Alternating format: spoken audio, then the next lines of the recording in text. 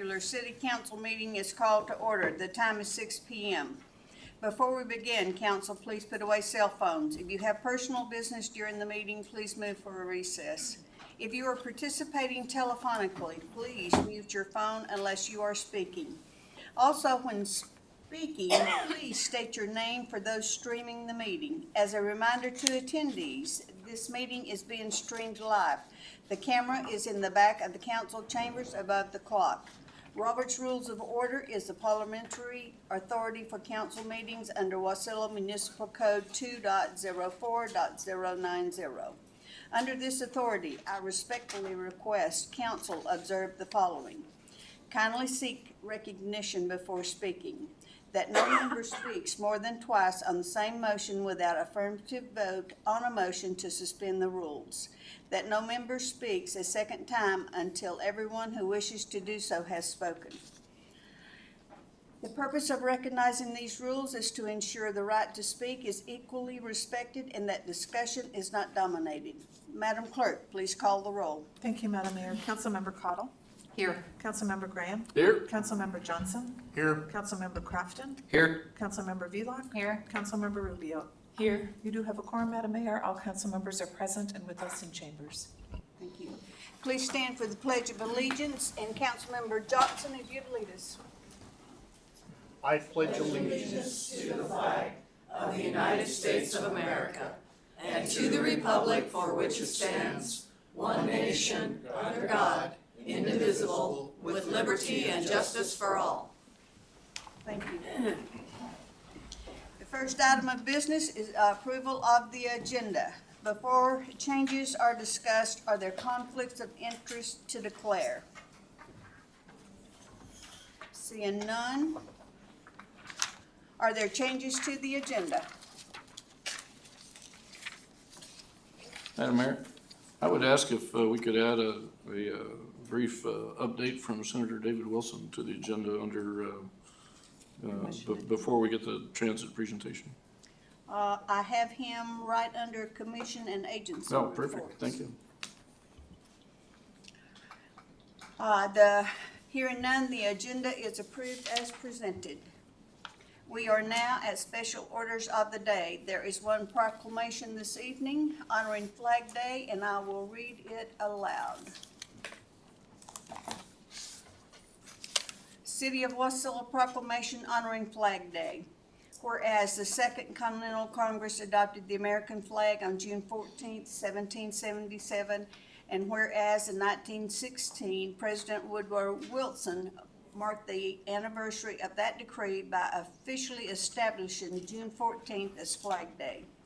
And whereas in 1949, in commemoration of the adoption of our flag, the Congress, by joint resolution, designated June 14th of each year as Flag Day and requested an annual presidential proclamation designating the week in which June 14th occurs as National Flag Week. A call upon citizens of the United States to display the flag during the week, and whereas the American flag symbolizes the strength, honor, values, and the patriotic ideals and spiritual qualities of the citizens of our nation.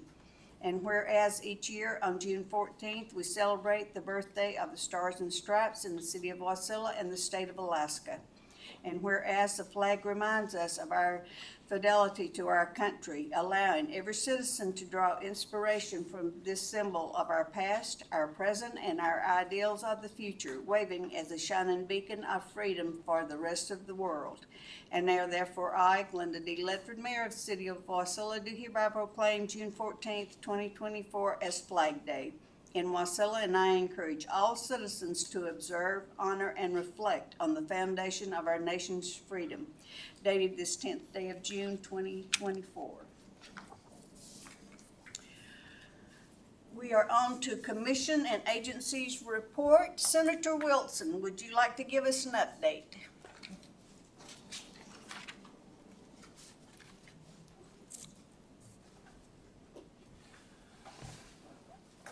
Thank you, Madam Mayor, and congratulations, Councilman Cottle. I have not seen you in this official role.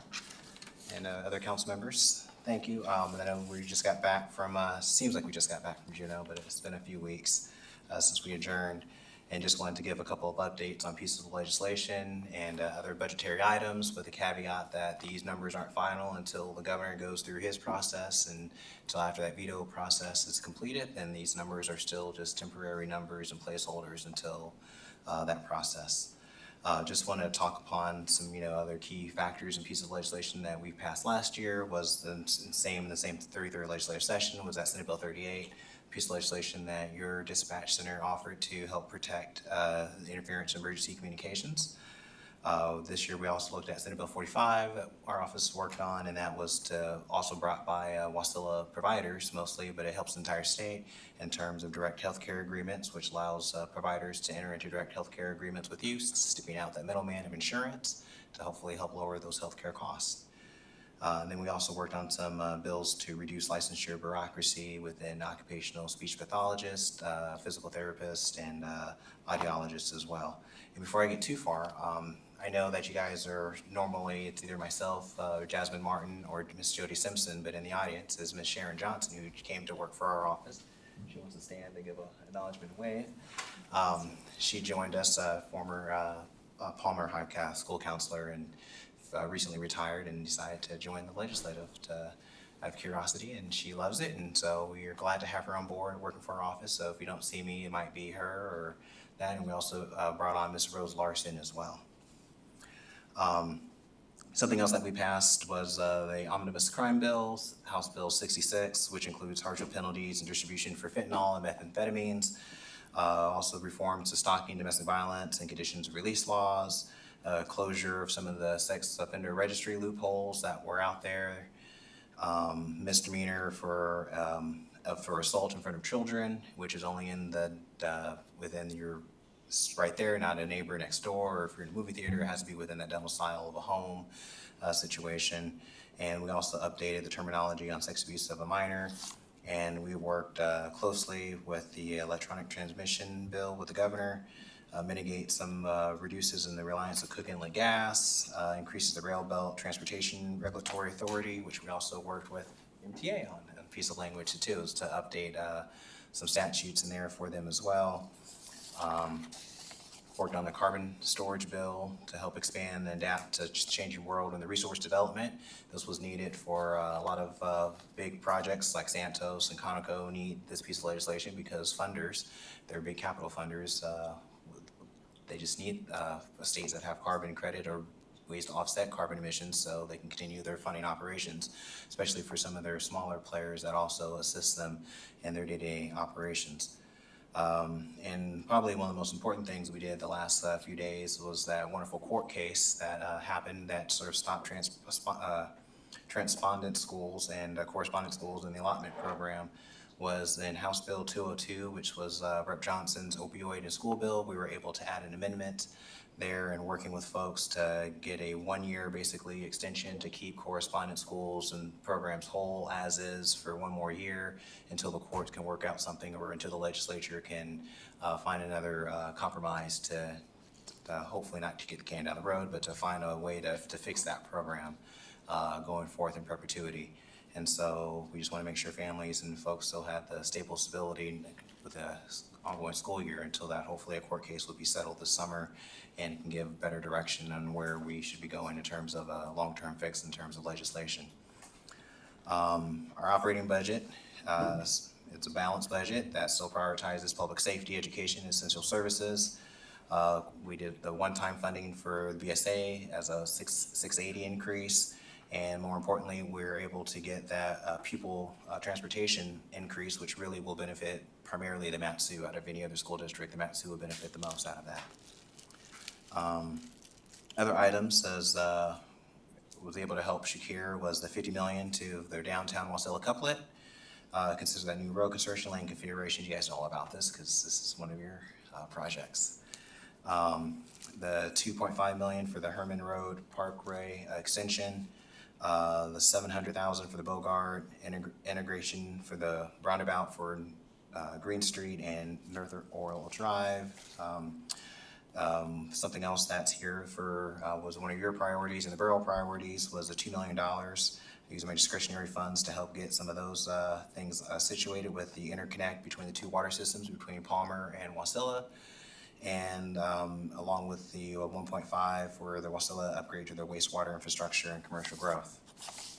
Some other funding went to the Palmer Food Bank construction, Matsu, the culverts, things for some fish, the Palmer Courthouse upgrades to bring them up to par, as unfortunately they are expanding because we need to, we're holding more offenders accountable, and they're running out of courtroom space. And so we need to do that as well. And we did quite well for other capital projects, $20 million for West of Sitna, 2.5 for the Matsu erosion mitigation, and some repairs and upgrades, especially just to the Matsu campus. And with that, I'll answer any questions if you guys have questions on any other things or anything that I may have missed that you may have questions upon. Council, any questions? Mr. Johnson? Thank you, Senator Wilson.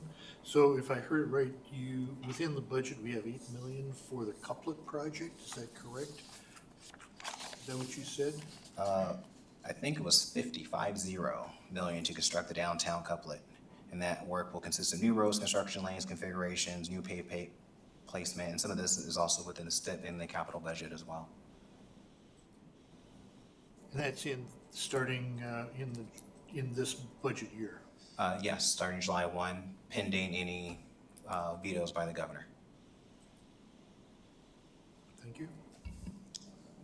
Is there further questions? Seeing none. Thank you, Senator Wilson. All right, and please pardon my excusal. I have another commitment, and I would like to stay through the rest of the meeting.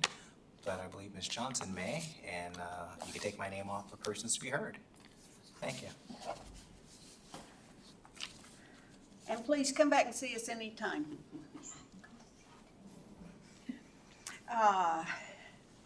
We are now at agency reports. The Airport Advisory Commission, Public Works Director, Mr. Shaw. Thank you, Madam Mayor. On May 16th, we had our May Airport Advisory Commission meeting. We talked about a couple things. We discussed the ongoing rate study, and I shared with the commissioners the Waterworth Muniworth program that we secured that graphs the state of the finances for the airport, so they could learn more about how that program works and how we could plug in the recommendations that they made last year for rate increases, and we can start to have that conversation moving forward. And then there was also a commissioner question about how the tie-down spaces are managed and what the wait list was. And so the Reader's Digest version is that we have 103 people on the wait list right now for tie-down space at the airport. And it can be a month-long process to find someone to take a spot that opens up, because at the current rate, we give the first person a call and they get a couple days to decide, and then if they pass on it, then we go to the next person. And so it's a very time-consuming and slow process for a spot that might rent for $45 a month. So there was some interest in speeding that up and also making it harder to stay on the list if you keep turning down spots. So that was the basic discussion at the Airport Advisory Commission meeting. Thank you. Madam Mayor? Yes. A follow-up from our previous meeting of the Airport Advisory Commission, where there was some talk last summer about people camping essentially at tie-down spots. Has any policy been changed to prevent that, to discourage that, or is that just going to continue to be the way that it is? When you say camping, are you meaning when someone's at the spot they're not supposed to be? Well, when a renter for the spot may be perhaps operating several different trips and camp there in between trips with their vehicle or RV, whatever you want to call it, and leave it there, you know, in the area where aircraft are taxiing. I don't know of any recreational vehicles parking there like campers or anything like that. That hasn't been a situation this summer. Thank you. Okay, and Planning Commission, Deputy Administrator Nygaard. Thank you, Mayor. We met 2 days before the airport on May 14th.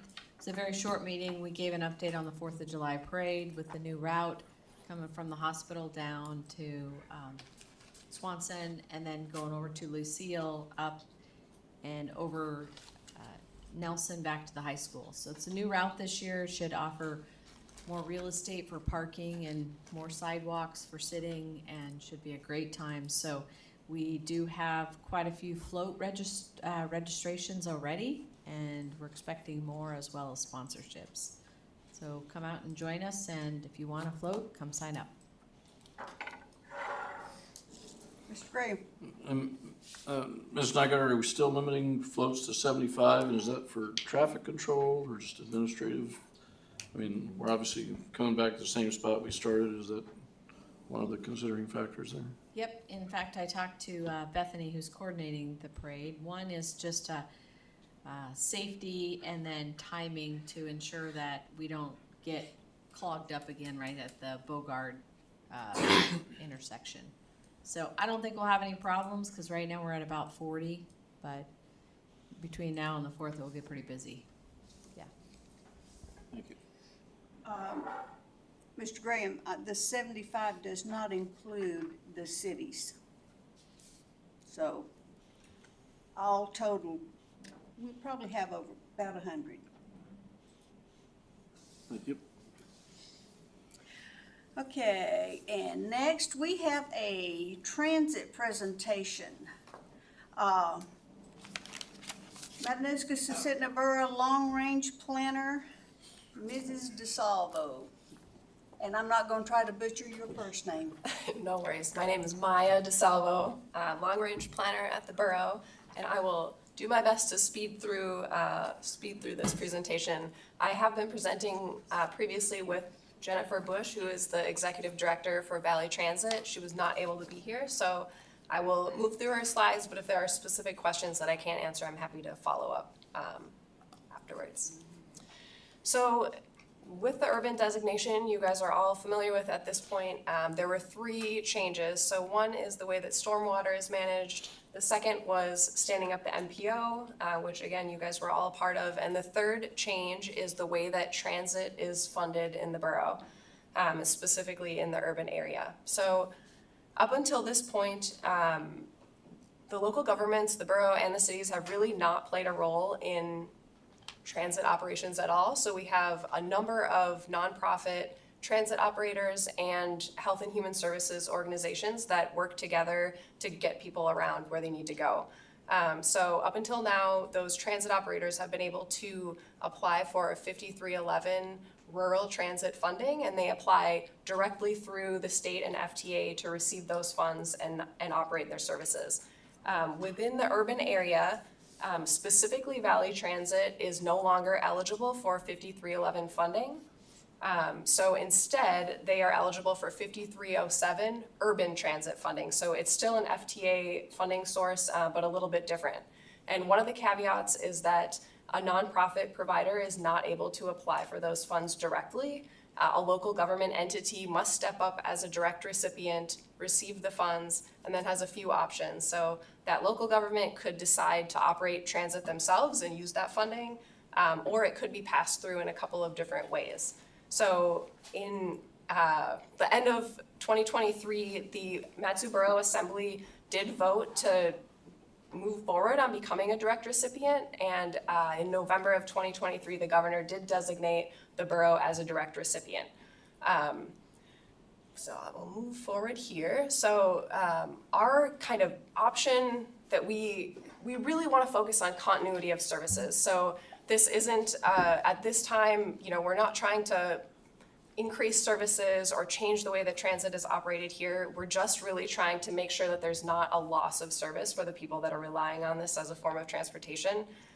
So our option is to go through a competitive bid process that's required by FTA and to contract out for services. So there is a chance that Valley Transit would win that bid, or if there are other applicants, it is open. But again, we would just want to maintain the services that exist currently. And I'll talk a little bit more about what those are as we move forward.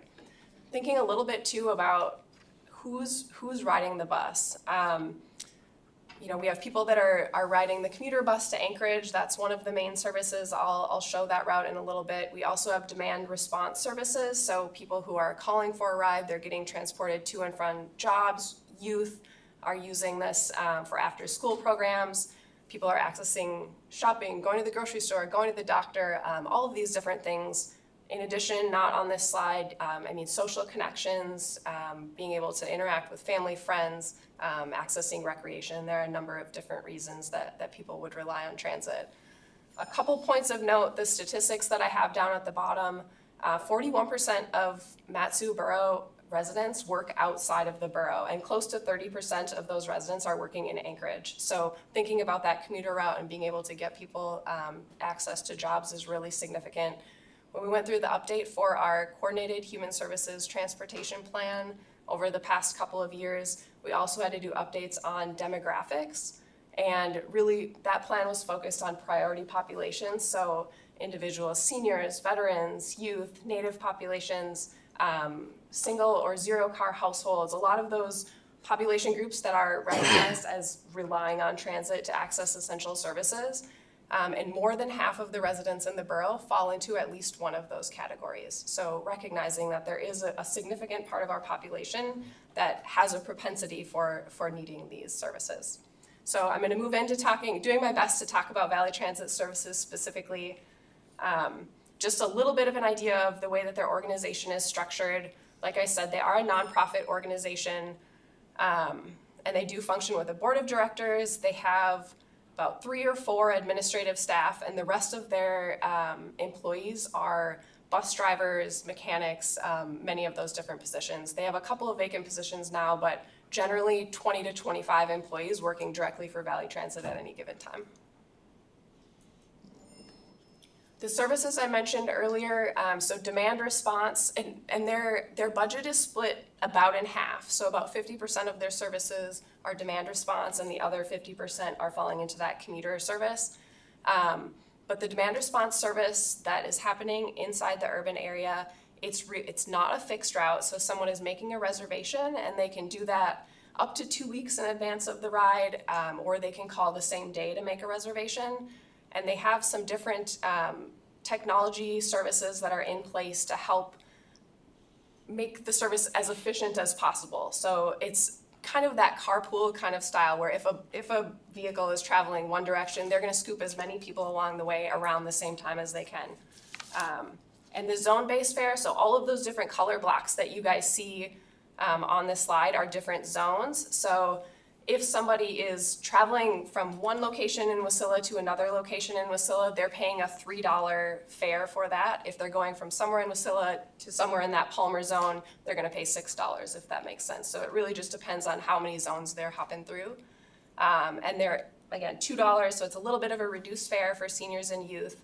And there are a few of other, one day of the week, it's free for seniors, et cetera. So there's a few different options there.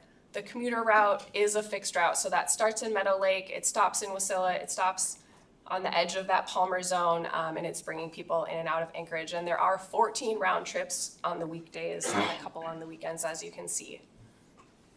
The local contracts and partners, there are a number of contracts that Valley Transit works with. So Youth 360 is an after-school program for kids. Veterans if they have a card, they're able to get a free ride. Again, UAA, they provide a lot of rides for those students, again, and a couple of others. I did generate a couple of maps just for you guys to get a little bit of an idea of, for the demand response service specifically, where people are riding the bus. So this is a time frame between July and October, a 4-month time period in 2023. So these are all pickup locations, and then a similar map, but this one is gonna show those drop-off locations. So we can get an idea of, people are coming from and going to all over the place, but a lot of those rides are happening within that urban area. I will also mention with that, we are working with the state right now to hopefully get an extension. So Valley Transit has funding through the end of this month, through the end of June, through 5311. The state has agreed to fund them through the end of September. And then we're working with them now to try to get that bridge funding with 5311 to go through the end of next June, because we are all operating on different budget cycles than the federal government. We just found out what our allocation is at the beginning of April, when we've already been involved in that budget process. So the hope is that we'll be able to make the justification for the rural funding to be extended because, again, we are serving a rural population here as well. Just a quick glance at the buses and vehicles that Valley Transit provides. They did just replace their commuter flight, or in the last, or fleet, not flight, in the last couple of years. So they have the big brand new buses. I'm sure you guys have seen those and have upgraded. They have charging stations. They are wheelchair accessible. They have bike racks, all those kind of things. I'm not going to get in depth in this because I'm not an expert in any of these services, but again, you guys can read through. There are a number of technology advancements that have been made on their vehicles and with their systems over the last few years. Much of it is just trying to improve accessibility for people, making it easier for them to book rides, making it easy for a parent to book a ride for their child, to pay in advance. And again, improving efficiency of making sure that people know the scheduling options to get as many people on a vehicle at a time as they can. Just a quick glance at ridership over the last several years. Obviously, transit is one of those areas that was really impacted by the pandemic. So you see pretty big dips during that time frame. The demand response service really was not impacted by COVID the way that the commuter route was. It's really adaptable, and again, like we're seeing increases. It's never really dipped down below that. They are anticipating over the next couple of years their commuter route is going to be above those pre-COVID levels.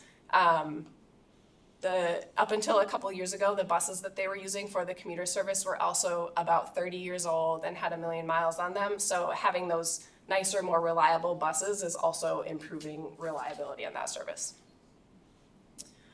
Just a quick glance at funding.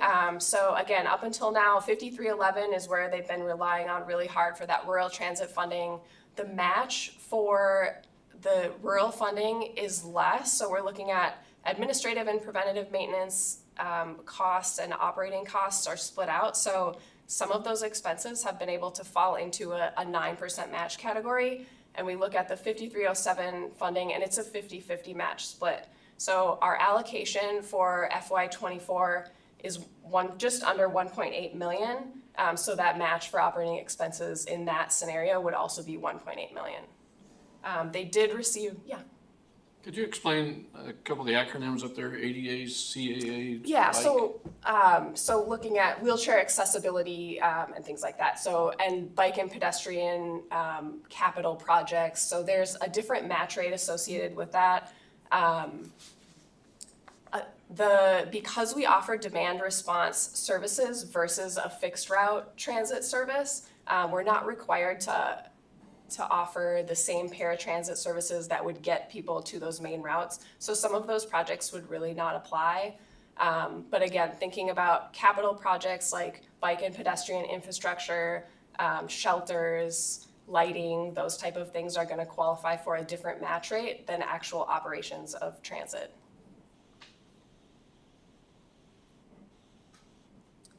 So thinking about economic impact, so a couple of years ago, well, in 2020, the American Public Transit Association did a study showing economic impact of public transportation investment at a 1 to 5 return. In 2022, Alaska DOT did a specific study that covered a number of transit providers throughout the state, showing an almost 1 to 3 return on investment for Valley Transit specifically. They did also look at Sunshine Transit is another transit provider here in the borough. And they showed, again, they went through a number of operators, but we are looking at directly Valley Transit is employing a number of staff themselves. They're paying those wages. They're also making purchases within the community as a business. And then you also see if people are able to get higher paying jobs, they're also going to spend that money in our local economy. So there are direct and indirect returns. And then also just a quick indicator, without the Valley Transit services available, just taking a look at what it would cost somebody to get a ride. So between Wasilla and Palmer, looking at an Uber or Lyft being around $30 and a taxi $45. What happens in that scenario is that if somebody needs to go to a doctor's appointment and it's going to cost them $30 to get there, they're not going to go. So that's one of those implications to think about in terms of looking at cost and return. that could end up being an ambulance ride instead of allowing someone to regularly get to appointments. So we have developed a couple of scenarios looking at match. The 1.7 million, that is pretty close to the allocation that we were given for FY24. This has a similar breakdown as you guys went through the process with the MPO on determining what the dues were, looking at overall population. So in the Matsu Borough urban area, 54,000 people are in that area, and then the breakdown of how many people are within the city limits of Wasilla and Palmer. So if we are using 1.8 million to provide operations for the transit operator, then we would have close to 1.8 million in match. So that is the absolute highest. So there are a couple of factors to think about here. One is that if we do use some of those funds for capital expenses, that match percentage would drop down to an 80-20 instead of the 50-50. So that could drop it down. The second piece is that the Alaska Railroad is also a direct recipient of 5307 funding. So we are waiting from the state and FDA to figure out what percentage of that 1.8 million will be allocated to the railroad versus us. So again, this number will likely creep down a little bit, but I just wanted to show at the very highest end what that would look like. And then just giving an idea of where we've been, where we're at. Like I said, we got that allocation in April, early April. I am working with a consultant who is helping us prepare the 5307 application. We are able, so we've been given this amount for FY24, but we are able to, in the allocation year plus 5 years, we can apply for it. So if we get this extension from the state that gets us through the end of next year, we will not apply for those funds until we get to next year. They will still be available for us. But again, we're kind of taking all these steps in the interim so that we're prepared, and then if we can hopefully hold off until next year. So we did send a formal memo request to DOT requesting that extension. It is my understanding that they have put that 5311 extension into the STIP that they are currently working on. So I feel very positive about that. But again, until everything is dotted and signed, I don't want to get too far ahead of myself. So here we are, we're discussing these options, just showing you guys whether we have to do something more quickly or we're waiting until next year. I really want to get this information in front of you because between us, the borough, the city of Wasilla, and the city of Palmer, we would want to have an agreement on how we were going to come up with local match as a group. So that we're ready when we submit that application. We do need to know where match is coming from at that point. Yeah, so at this point, I would answer any questions you guys have. I know I went through a lot of information really fast, so I apologize. Mr. Graham? Thank you. Thank you, Maya. Good presentation. One thing that caught my ear was you said there's 54,000 people in the urban area. And I know for years I've been hearing the numbers, well, there's about 105,000 in Matsu and about 85,000 in the core area. How does the urban area differ from the core? So the urban area is the U.S. Census designated urban area that they assigned us in 2021, I believe that was now. So that is just based on the census because that is how the funding is determined. So the funding is looking at what transit is provided within that census designated area. The core area that's been determined by the borough doesn't have anything to do with that process. It's really just looking at the census area. So the 85,000 number is probably still correct. It's just not in those census tracts. That's not applying to this type of funding, yeah. Yep. Is there further questions? How come Houston's not involved in this? Because they are also not a part of the urban area. Right, I know that. But if Valley Transit picks up there, then Yeah, I mean, the determination by FTA and the state of Alaska was that Valley Transit is not eligible to apply for any 5311 funding. I would like to continue those conversations as we work towards that over the next year, and maybe we will find an agreement where a percentage of their funding, they could still apply for 5311 and the remainder would be in the urban area. But again, at this point, they had determined that it was considered all urban because the rides were either originating or terminating in that urban area. Thank you.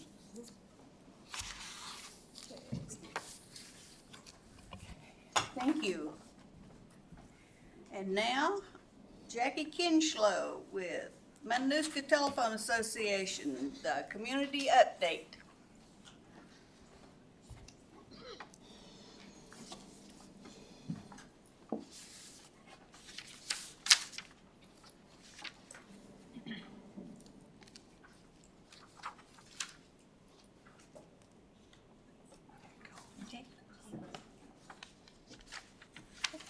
Am I on? Now I'm on. All right. Well, good evening, Mayor Ledford and council members. My name is Jackie Kenchlow, and I'm the Government, Community, and Tribal Affairs Manager at MTA. And it's a pleasure to be here. I'm usually out in the comfortable audience instead of sitting in the hot seat. But it's nice to be here and give you a community update of some of the very great things that are happening at MTA. In case you're not familiar with MTA, we are a 70-year-old communications cooperative. We celebrated 70 years of operations in 2023, and very proud of the fact that we have about over 33,000 members, 290 employees, and about 156 contract employees on the team. We are a key player in the South Central economy, and also very proud of the fact that we're the second largest communications cooperative in the country. The first place winner is about 100,000 members, so we got a ways to go to catch them. So, but very exciting.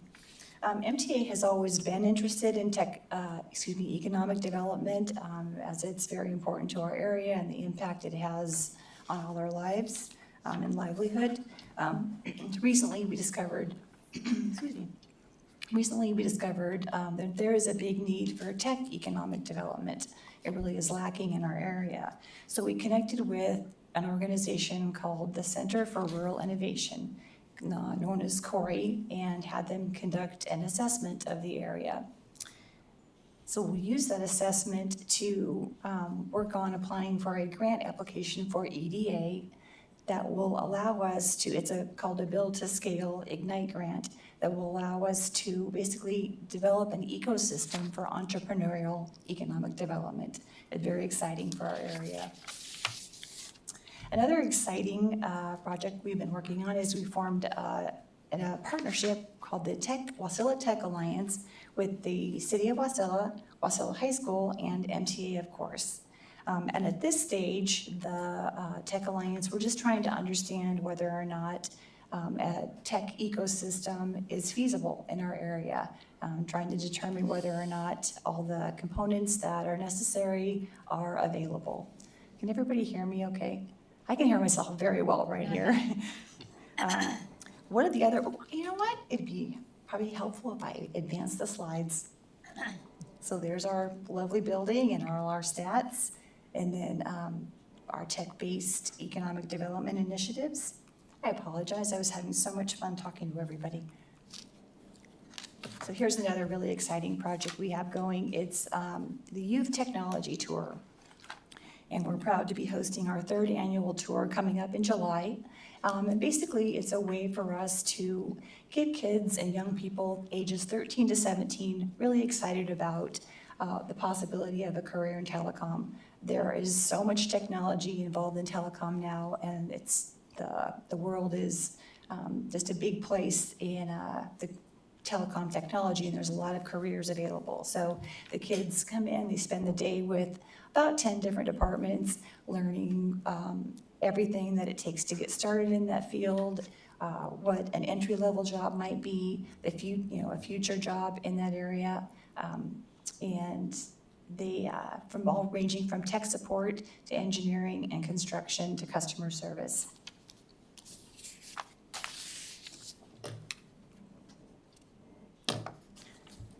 The final slide just lists out some community and member engagement activities that MTA is involved in. And one of the things I'd like to speak to is the workforce development piece. As you are all aware, and the city administration is aware, there's a lot of shortage of workers in many industries, many fields. There is also a shortage of workers in the telecom world. So it prompted MTA to develop a partnership with the Alaska Communications and the IBEW Apprentice School and Training Program, so that to encourage Alaskans to pursue a career in telecom. What it does is basically provides free, well, first of all, Alaskans have to apply to the program, but it allows those students to receive free training during the schooling, as well as be paid a competitive salary during the training, during the schooling, which lasts about 8 to 12 weeks. In the past, that lack of income during the schooling time has really taken a toll on the membership or the participants in the school. So it declined quite greatly. So we really hope that this brings it back to life, allows participants to enroll in the program without the fear of economic or financial distress or hardship during the time of the schooling. So anyway, that's some of the things that we're working on that we wanted to share with you. And I look forward to coming back and sharing more information, more detailed information when the time comes. So if you have any questions. Mr. Graham? Thank you, Jackie. Great presentation there.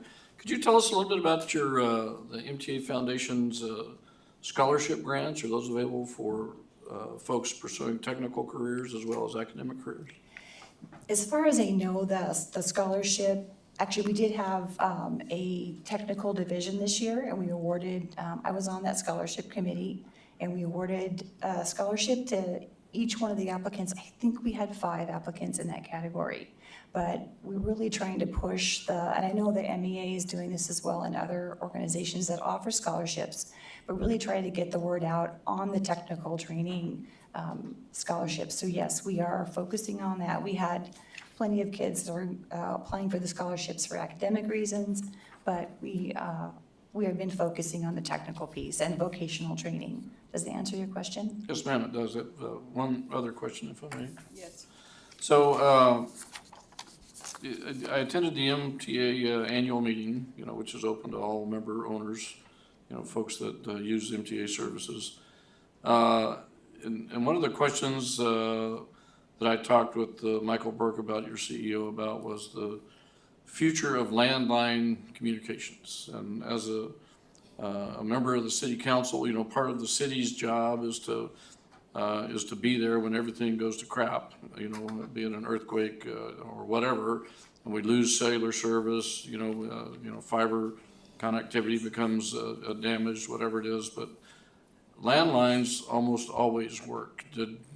Was Mr. Burke able to talk about that at all during the meeting, or do you know anything about the future of landline communications? Because I know most of our businesses, you go to the bank, all those alarm lines are landlines. They're not cellular lines because of the reliability. And I know for me, even though I'm, not even 70 yet, I have a landline in my house just so I can have a phone at the bottom of my stairs in case I fall and prove my uncoordination. But there's a phone right there that I could grab and get some help. Can you speak to that at all? Right. Well, since I'm here to do more of a community update, I don't have actual numbers on landline usage, but we all know that many people are willing to let those go and just use their cell phones. And a lot of folks have chosen to use cell phones for internet as well, as opposed to having a dedicated internet line to their home too. So I don't know, as long as people are willing to part with it, it's been declining for a long, long time. Large businesses still rely on some type of landline for communications, but not really able to speak to it. It's more of a, looking at the crystal ball, and I'm wondering how many people in this room have landlines. I did give mine up. I think about, should I get the landline back? But it's definitely one of the products that's heading towards the end of its life cycle. So. Thank you. A lot of theorizing there, no really answers. Any other questions? Thank you very Jackie. much for your time and look forward to seeing you guys again with some more information.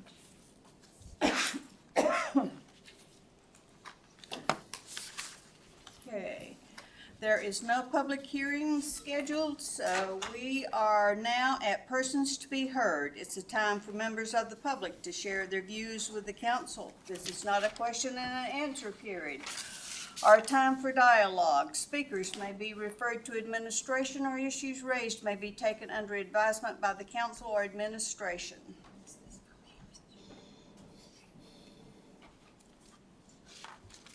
Thank you. And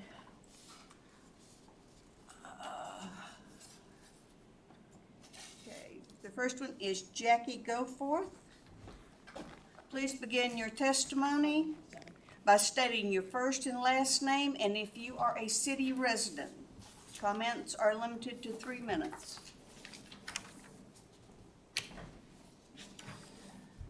Good evening, Mayor and City Council. My name is Jackie Goforth, and I am a Matsu resident. I want you to know that what I'm handing you is the borough's new library policy. And it was signed on May 5th, and the reason it is so short is because they've taken out everything that was put in there from the American Library Association. The American Library Association had several documents in there, Freedom to Read and Library Bill of Rights, which were not legal documents. And so those are no longer in there. Now, I want you to know that talking to anyone from the American Library Association is like talking to a computer, okay? They don't seem to have the moral boundary anymore. And there was actually a Supreme Court decision in 2003 called United States versus American Library Association. And the reason why is librarians wanted everybody to have access to the internet anywhere, including the youth. So that decision was made by the United States. And what it said was, a public library does not acquire internet terminals in order to create a public forum for web publishers to express themselves, any more than it collects books in order to provide a public forum for the authors of books to speak. It provides this access to encourage a diversity of views from private speakers, but not to encourage it. But for the same reason, it offers other library resources to facilitate research, learning, and recreational pursuits by furnishing materials of requisite and appropriate quality. Now, item 204, which was an opinion by Justice Rehnquist, to fulfill their traditional missions, public libraries must have broad discretion to decide what material to provide to their patrons. Although they seek to provide a wide array of information, their goal has never been to provide universal coverage. Instead, public libraries seek to provide materials that would be of the greatest direct benefit or interest to the community. To this end, libraries collect only those materials deemed to have requisite and appropriate quality.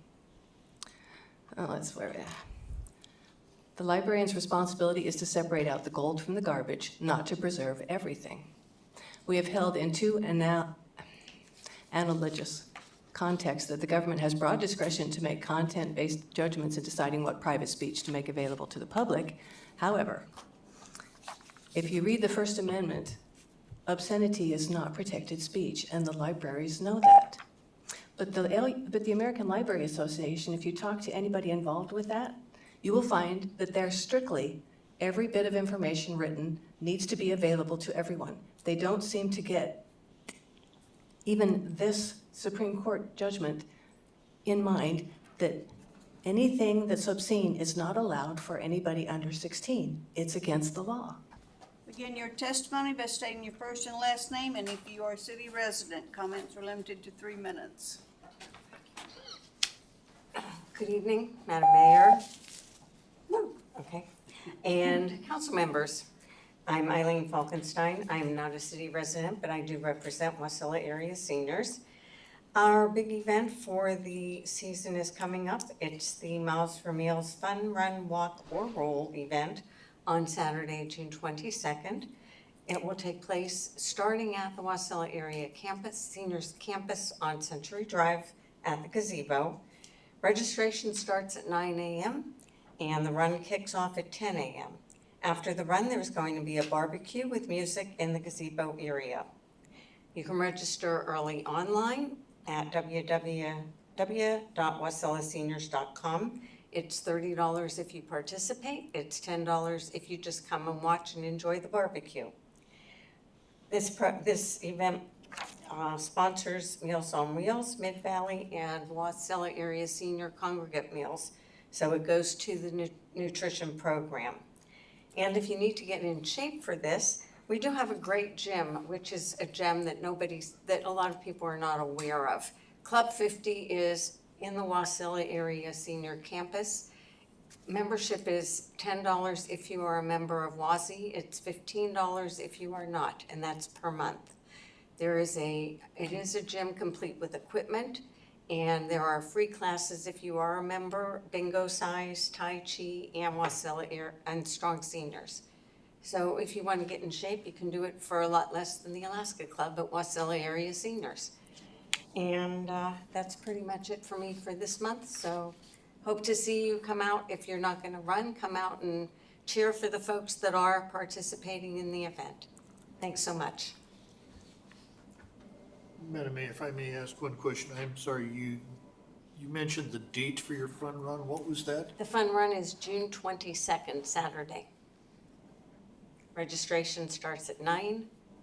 The fun run kicks off at 10 a.m. Thank you, Eileen. Thank you. Madam Mayor, if I may, Eileen, are there still tickets available for your raffle? Or Sorry? are there still tickets available for your raffle, or is that? I think there's a couple. Okay. I know we have no more books available, because I was going to bring a book, and we don't have any more books. So he's talking about we're raffling off half a pork. What is it? It's pork. It's half of a It's hog. pork. Thank you. Okay, Karen Lewis. Please begin your testimony by stating your first and last name, and if you're a city resident, comments are limited to 3 minutes. Yes, good evening, Mayor and City Council. My name is Karen Lewis. Not very long ago, school librarians accepted the idea that one of their most important tasks was to protect children's innocence. Until recently, parents sent their children to school with the trust that the library would not be a corrupting influence. They believed that there are enough books in the world that children can learn without being exposed to evil. Filtering out books with harmful and inappropriate messages was part of the school librarian's job. Children's book publishers did not release such books, fearing a backlash from their best customers. But things have changed. Today, the librarians rely heavily upon publishers' ratings and reviews of books to place on the shelves in the libraries. I've seen glowing reviews by publishers about books that contain absolute obscenity within their pages, from graphic writings of incest of young children, raping and doing bad things, and then murdering the victim. There are even books that contain sadomasochism. David Helkenberg, who's the Fairbanks Borough librarian, states that her research shows that teens want more access to books containing sexual bondage and sadomasochistic scenes. David Helkenberg should not have access to children, and from the amount of pornographic literature in all our libraries, neither should any other librarian, with few exceptions. Pat Tully, who's the Ketchikan Library director, boasted that she and her colleagues remained resolute in their determination to expose children to these ideas. The Alaska Library Association's membership includes more than 500 community and school libraries throughout Alaska. No one attending the workshop earlier this year openly objected to the notion that children should be exposed to highly sexualized books. That's just ridiculous. The children are under attack. Their innocence is being stolen. Their ideas about human sexuality are being wildly distorted. The children need to be protected from the librarians who shelve obscene and pornographic books on their shelves. In Luke chapter 17, Jesus tells his disciples, "It is impossible that offenses will come, but woe unto him through whom they come. It would be better for him that a millstone was hanged about his neck and he be cast into the sea than that he should offend or hurt one of these little ones." So please do something about the books in the library. You're the leaders. Thank you. Okay, that's all on the list. Is there anyone else in the audience that would like to testify at this time?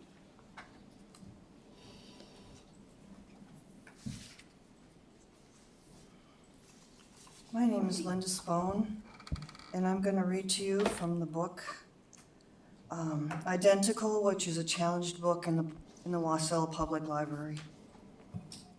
Page 210. Ty kisses me, all fang, pure vampire. Hey, take it easy. But somehow my body responds to the pain, and Ty responds to that, clamping one hand around both my wrists, pulling them over my head and pinning me helpless. It is then I notice the nylon cord, one end tied tight to the headboard. Ty's voice is almost a snarl. This is one of my favorite games. He wraps the rope around my wrist, knots it tightly, escape-proof. I shake my head. Don't. But he does. Should I scream? Would anyone hear? Would anyone care? The obvious answer softens my plea. Please? Haven't you played this game before? I guess I'll have to teach you the rules. The proper response would be, please, sir, say it. My heart yells, no fucking way. But my brain, the part that understands my daddy, makes me, please, sir. He flips me over onto my belly, yanks my legs apart. I don't have to see the restraints to know they're there. The ankle knots do not surprise me. I am helpless, exposed, and strangely, somehow I feel at home this way. Say it, he demands, like I should know he means, please, sir, punish me. Deliberate, controlled, he punishes me. I whisper into the pillow, I understand why Kaylee likes the feel of slicing her flesh, releasing bottled up hurt. Leather straps against my skin. I remain still as stagnant water, afraid I might not play by his rules. This is a new game, and the sick thing is, I see quickly that I like it, might ask to play it again. The pain is fuzzy at the edges, blurring towards pleasure. Maybe it's the hash, the gentle arms of opium, and now new leather, human Ty falls softly over the heated welts, a soothing balm of sweat-beaded skin, but then heightened pain forced inside me, stuffed inside me, seared, branded, likely marked. A moan escapes me, and Ty surges. I can't even continue. This is so bad. This is the worst book I've ever read in my entire life. It is evil, vile, and filthy, and it's in the Wasilla Public Library in the youth section. And when the mayor, Ledford, can sign a denial for a challenged book by a taxpayer, that means you're approving of this filth in the Wasilla Library for youth, for children. Shame on you people, shame on you. We are now at the consent agenda. Madam Clerk, please read the items for approval under the consent agenda by title. Thank you, Madam Mayor. We have the regular meeting minutes, May 13th, 2024. No introductions, no resolutions. We have 3 action memorandums for approval. The first is AM number 2420, contract award to Pacific Building Services in the amount of $74,880 for janitorial services at Wasilla City Hall and the library. 2421, contract award to Premier Janitorial Services in the amount of $60,300 for janitorial services at MATCOM. And lastly, AM number 2422, contract award to Premier Janitorial Services in the amount of $44,280 for janitorial services at the Wasilla Police Department. Is there a motion to approve the consent agenda as read? Madam Mayor, I move to approve this, as soon as I untie my tongue, consent agenda as read. Is there a second? Review of seconds. It's been moved by Councilmember Cottle and seconded by Councilmember Rubio to approve the consent agenda as read. Is there objection to the motion? Hearing none, the motion is approved. There is no unfinished business or new business. We are now at communications. Madam Clerk, please read the title of the informational memorandum and meeting minutes. Thank you, Madam Mayor. I am number 2408. That's report of revisor of ordinances to Wasilla Municipal Code 532-060A, council approval. Parks and Recreation Commission meeting minutes, May 8th, 2024. Airport Advisory Commission meeting minutes, May 16th, 2024. And lastly, Planning Commission meeting minutes, May 14th, 2024. We are now at audience comments, a time for members of the public to share their views with the council. This is not a question and answer period or a time for dialogue. Speakers may be referred to administration, or issues raised may be taken under advisement by the council or administration.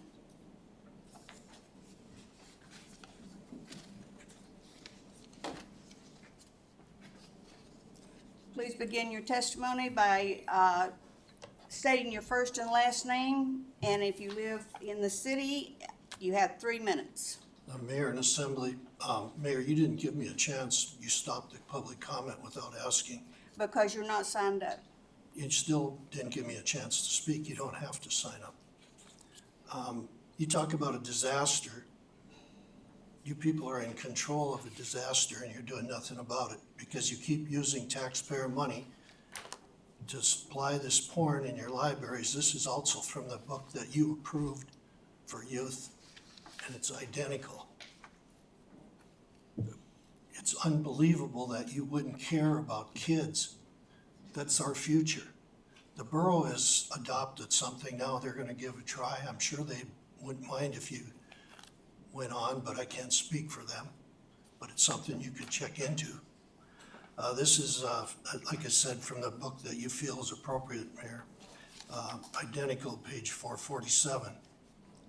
It's hard to believe you'd agree with this, but that's what you like. The bad thing about puking regularly is how you come to rely on it. Hungover, go puke. Feel a bit fat, go puke. Confused, go puke.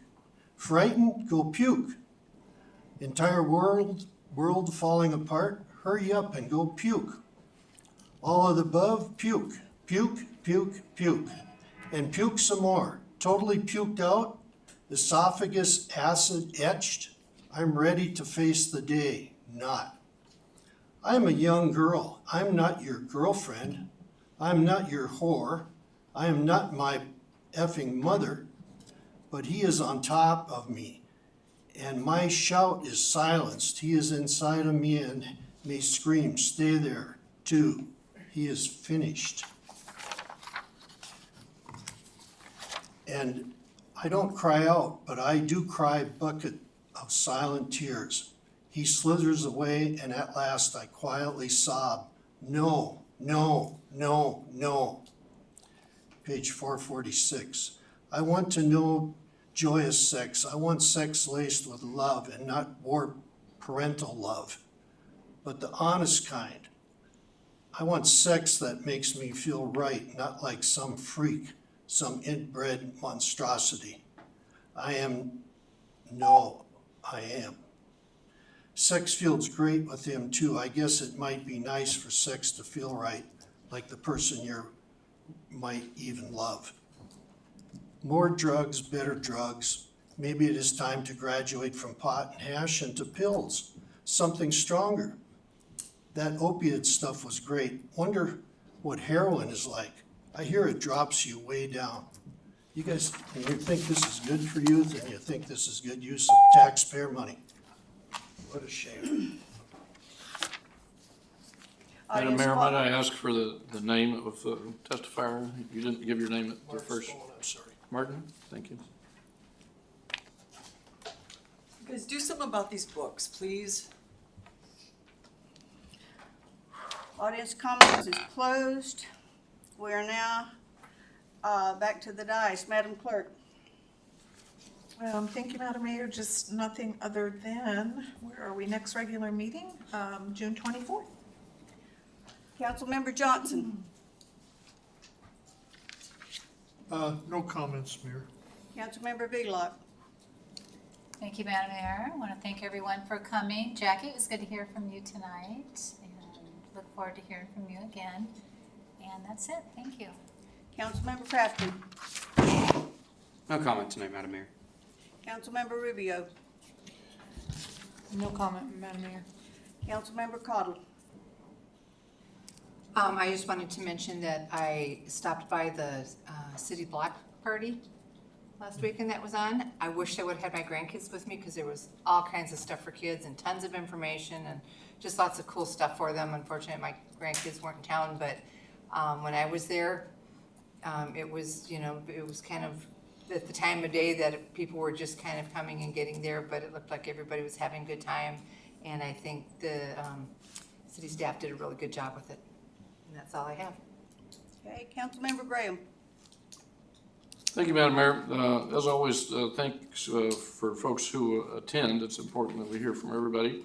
And I appreciate you taking the time to spend with us, particularly those updates from the borough and from MTA. Those are important topics that we need to stay on top of.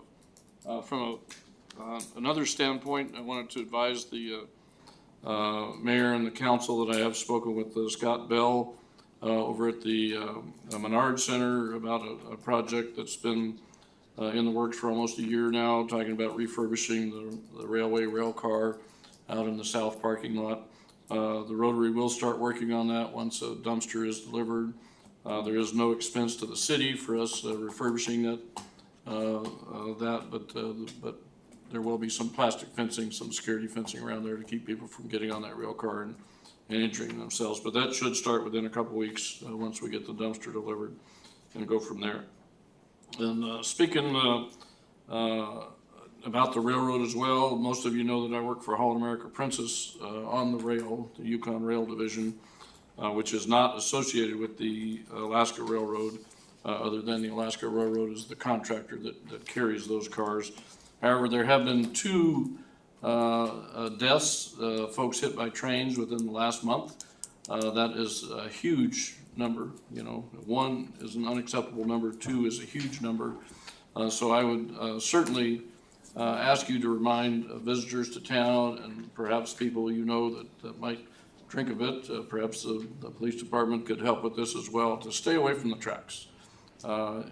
You would think, we can hear the whistle from here, but if you've got your headphones in and you're playing music or whatever and you're walking down the tracks, you don't hear it.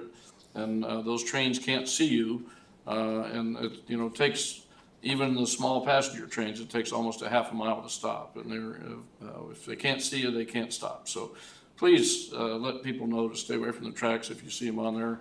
I know it's summertime, it's light almost all night now, but please stay away from the railroad tracks. The Alaska Railroad would certainly appreciate that, and I know I don't want to lose any more of our Alaskan citizens to, foolish acts, let's put it that way. But thank you, Madam Mayor. Over the past back of this, if you were here for public comment and you were not signed up, we have graciously let anybody in the audience speak. As of tonight, this is the last meeting that I will call for anybody in the audience to speak. If they are not signed up, they will not have a time to speak until it comes to audience comments. And with that, before continuing, I'd like to excuse my staff from the remainder of the meeting. Enjoy the rest of your evening.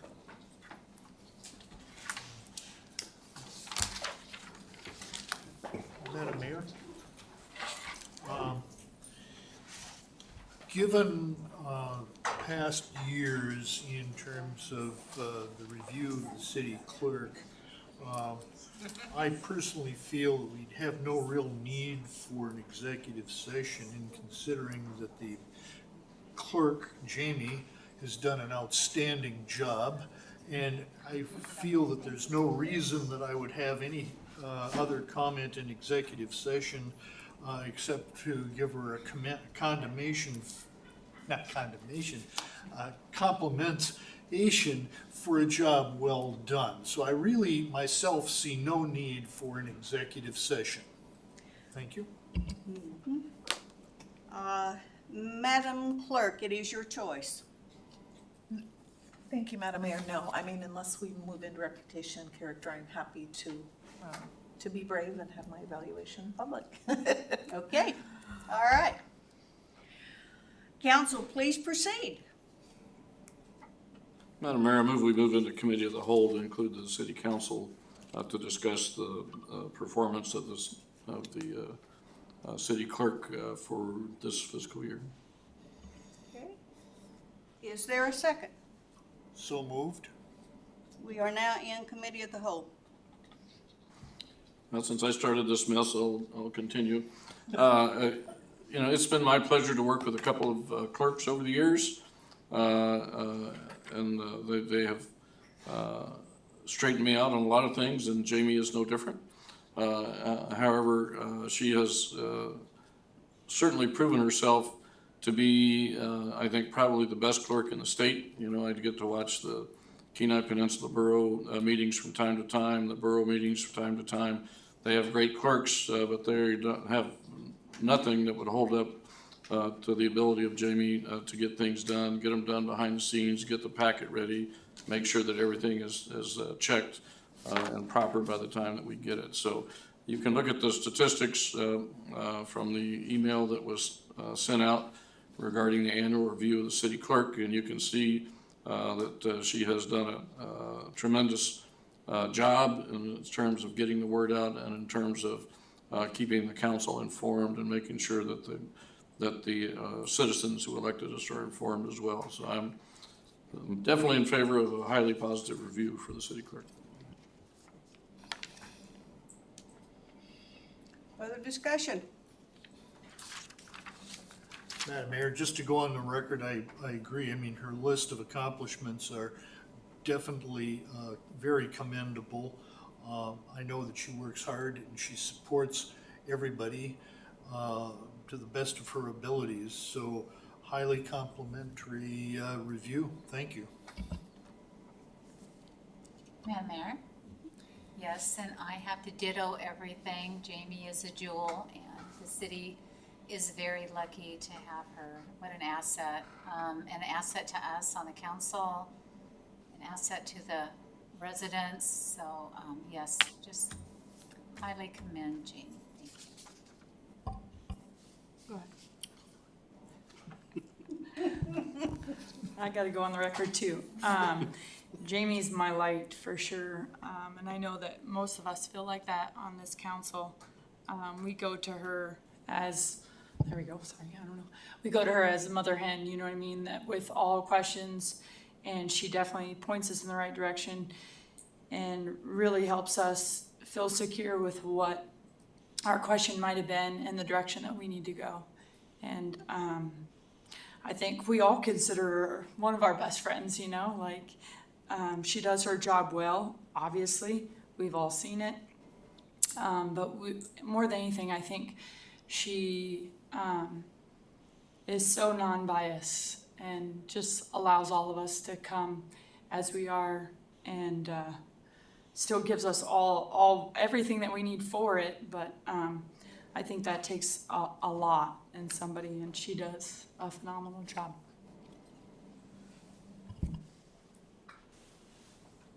Madam Mayor, thank you.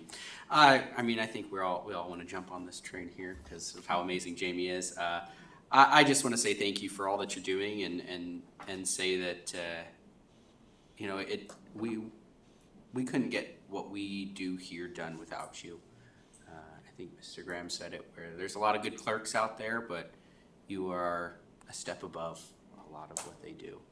And I really appreciate you hearing out all my crazy ideas and being able to at least say, hey, Ian, let's figure that out. Let's take a step back. So to the people that might not know as well, Jamie is really the behind the scenes sometimes. She's up front, but there's a lot of behind the scenes work that Jamie does for the council to get what we want done. When we see ordinances, resolutions, or anything come forward, Jamie is the one a lot of times helping us get that together. That is one of her main jobs, is getting what we want in this to this table here so that we can actually accomplish what we want to accomplish as council members. So thank you, Jamie, for all that you do. I think it's well deserved. Thank you. Madam Mayor, we are more than fortunate, beyond fortunate to have Jamie as our city clerk. Jamie, you're not only a wealth of information, but you're an even larger wealth of patience. And there, with so many things going on, you keep our head above the water. You basically are a rudder in the storm, and you guide us, and you are also our champion. And I and every one of us thank you for all you do.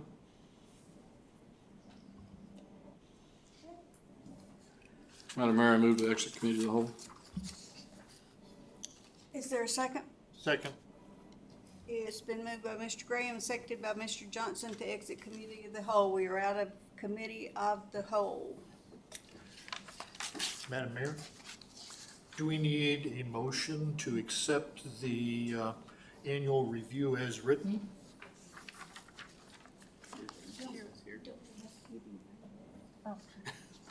Through the chair to the council, if anybody's would like, if there's a motion written out on page Before 2. you make the motion, don't you have to give her a pay raise? I believe that's That's what in the there. motion is. Is it? So, What it Madam is. Mayor, I make a motion to authorize an annual step increase for the city clerk from 25I to 25J, effective July 1st, 2024. Rubio seconds that. It's been moved and, by Mr. Crafton and seconded by Rubio to, move the, city clerk from 25I to 25J effective July 1st in 2024. Is there objection to the motion? Hearing none, you got a pay raise, Jamie. Congratulations. I was worried about that. She is. Okay. With no further business at hand, I'm adjourning the meeting unless objection is raised. Hearing none, the meeting is adjourned at 7:17 PM. Hollywell has left. And Jamie, you're gonna make your deadline. I am.